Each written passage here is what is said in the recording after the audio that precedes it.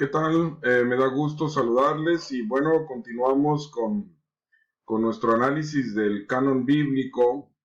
Recordemos dónde nos quedamos y para poder iniciar con nuestro siguiente libro, miren, habíamos visto hasta el Deuteronomio y entonces iniciaremos con el libro de Josué. En el nombre del Padre, del Hijo y del Espíritu Santo. Amén. Recordemos pues que en el Deuteronomio, ya en su parte final, encontramos cómo Moisés pues no le va a corresponder llegar a Jericó y conquistar la tierra prometida por Dios. Su sucesor, Josué, será quien va a tener este encargo pues de llegar a Jericó y conquistar la tierra que Dios les prometió. Es un libro extraordinario porque podemos nosotros ver en este libro cómo el pueblo se va a enfrentar a una serie de situaciones pues complicadas para poder conquistar la tierra prometida por Dios.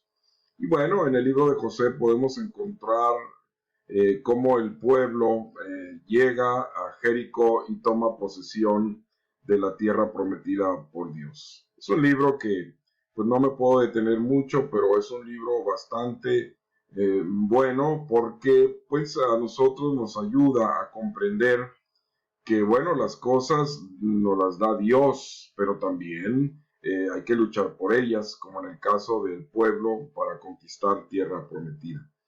Luego, después del libro de Josué, encontramos el libro de Jueces y vemos un pueblo pues que ya se está organizando, ya no es un pueblo nómada, sino que ya se va a establecer en un lugar y esto pues implica pues la organización, implica que exista el orden, que exista la autoridad, ¿verdad? Que un pueblo se organice como lo estamos nosotros hoy en día en nuestras sociedades.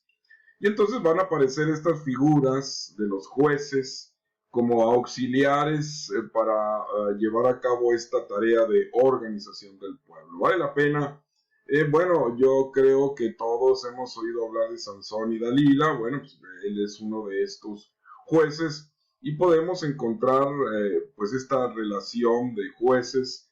Vale la pena, también es un libro muy bonito, ¿verdad? Bueno, luego después el pueblo va a entrar en un momento sumamente importante en el que el pueblo ve que sus vecinos todos tienen un rey, ¿verdad? Y en el caso del pueblo hebreo, pues no cuenta con uno. Es por eso que pues le van a pedir a Dios que pues les nombre un rey, que les dé un rey para ser como los demás. Y entonces en el libro de Samuel podemos nosotros encontrar este principio de lo que se le llama la monarquía, ¿verdad? Donde podemos encontrar la historia de Saúl, que va a ser el primer rey que aparecerá en el pueblo hebreo, pueblo judío.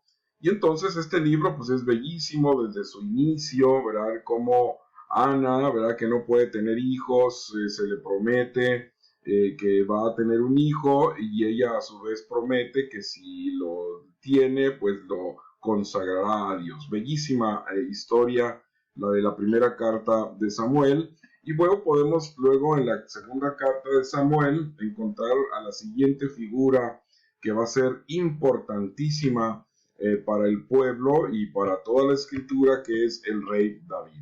Recordemos que David pues va a figurar principalmente porque se enfrenta a un filisteo enorme, ¿verdad? Muy bien armado, y en cambio David con su sencillez, con una honda y una sola piedrita, bueno, logra vencer a aquel soldado filisteo. Y así pues David se va convirtiendo en alguien popular, y claro, vendrá esa competencia con el rey Saúl para que luego David se convierta entonces en rey. Y todo esto, pues, esta parte histórica, porque estos libros corresponden a los libros históricos, podemos nosotros encontrar todas estas bellísimas historias. Miren, mis hermanos, no tengamos miedo de leer el Antiguo Testamento. Sé que hay muchos nombres raros y que para nosotros a lo mejor es difícil, pero si seguimos esta secuencia histórica, pues vamos a gozar pues de este gran regalo que Dios nos da a través de estos libros. Primera de Reyes. Luego, miren, el pueblo se va a enfrentar a una situación muy complicada. Desde la primera carta a los reyes y ya también en la segunda, empezamos a ver esta situación. Aparece Babilonia con el rey Nabucodonosor, quien vendrá e invadirá toda esta zona, como ustedes ven aquí en el mapa, ¿verdad? Y lo primero que hará Babilonia es primero destruirles el templo. Después de esto, pues ya la tierra para el hebreo, para el judío, no le va a pertenecer, sino que va a pertenecer precisamente a los babilonios. Junto con eso, tomarán preso a su rey y luego se los van a llevar en cautiverio durante varios años. Y entonces, para el pueblo, pues este es un golpe brutal, ¿no? Y es un parteaguas incluso en la historia de los judíos. Siempre recordarán el exilio antes de y después de, ¿verdad?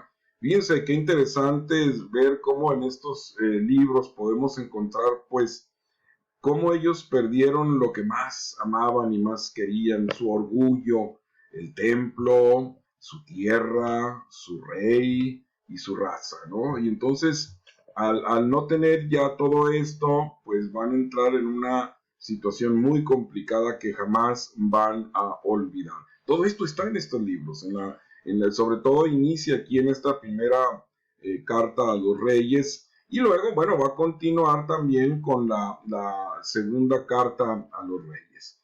Y bueno, luego después de aquí, nosotros podremos encontrar estos dos libros que son libros que se llaman las crónicas, donde precisamente se nos presenta todo esto que hemos venido comentando de estos libros históricos de una manera resumida. También pues, vale la pena, ¿verdad? Que si queremos nosotros ver algo simplificado, resumido, podemos leerlo en estos dos libros de crónicas.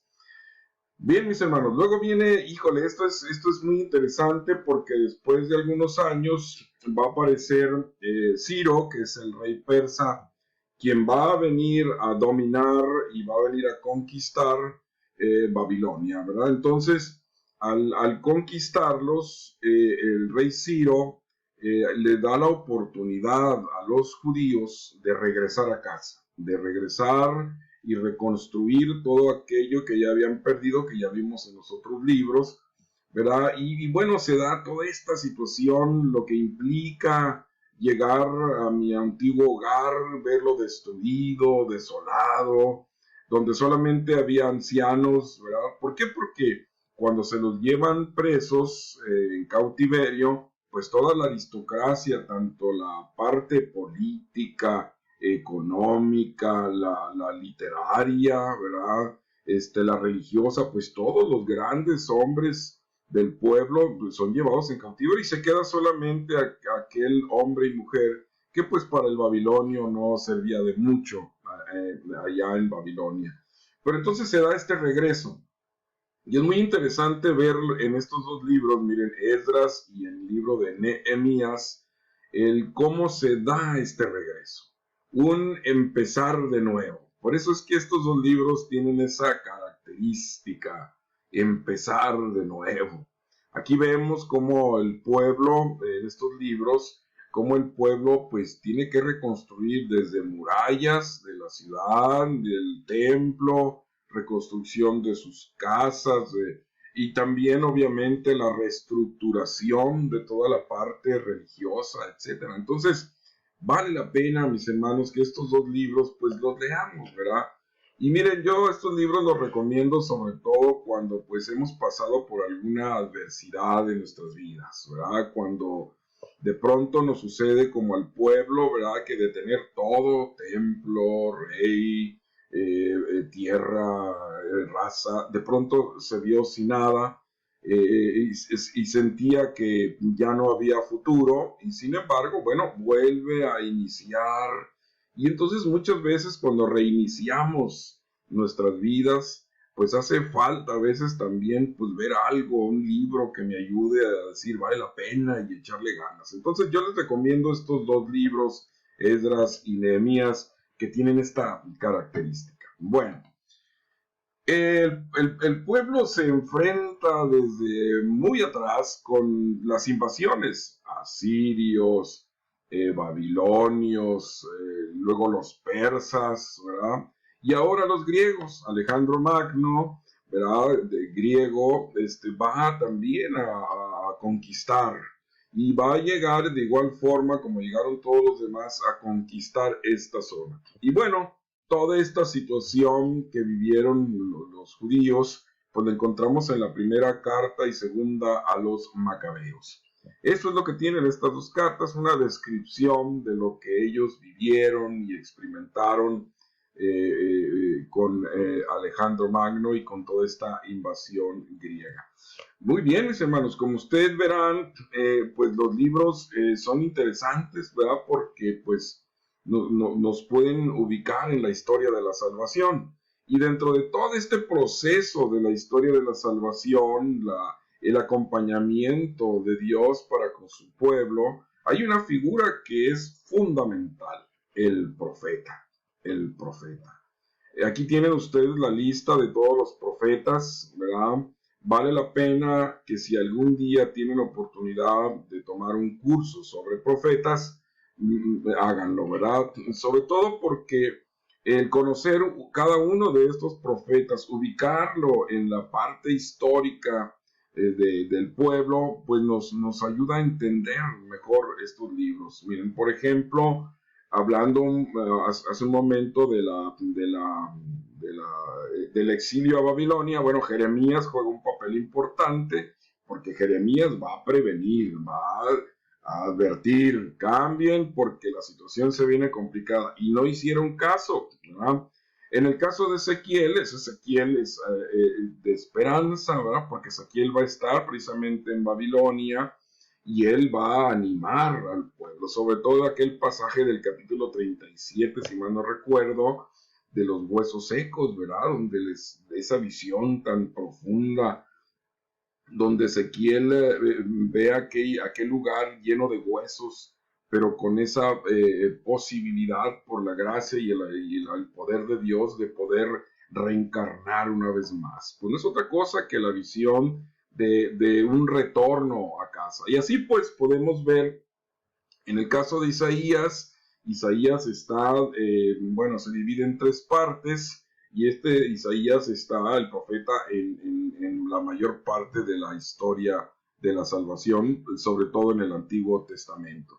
Y los profetas sociales, Amós y Oseas, etcétera, ¿no? Cada uno de estos profetas tiene una característica y tiene una misión, una misión. Por eso, pues, valdría la pena, yo les invitaría para que pueden ustedes leer las introducciones de cada uno de estos profetas. Se puede hacer una línea del tiempo de la historia del pueblo y entonces poder ubicar a cada uno de estos profetas en el momento importante de la vida del pueblo.